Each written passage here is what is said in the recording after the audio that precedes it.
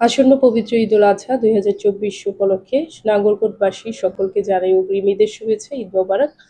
আমাদের আসন্ন ঈদুল আজহা উপলক্ষে আমরা ইতোমধ্যে নিরাপত্তার সকল ব্যবস্থা নিয়েছি। বিশেষ করে কোরবানির পশুর হাটগুলো যেন যথাস্থানে বসে, কোনো যানজট যেন সৃষ্টি না হয়, সেই বিষয়টি আমরা সার্বক্ষণিক মনিটরিং করছি।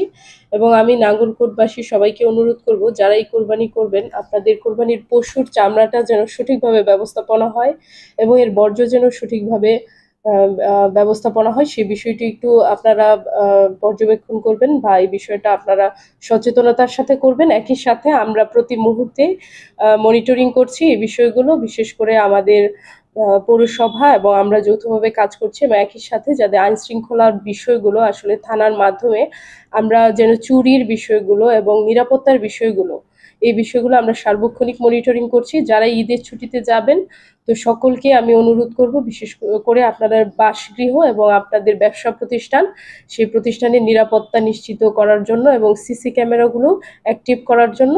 এবং আপনারা যারাই সড়কে পরিভ্রমণ করবেন, আপনারা সচেতনতার সাথে নিরাপত্তার সাথে পরিভ্রমণ করবেন।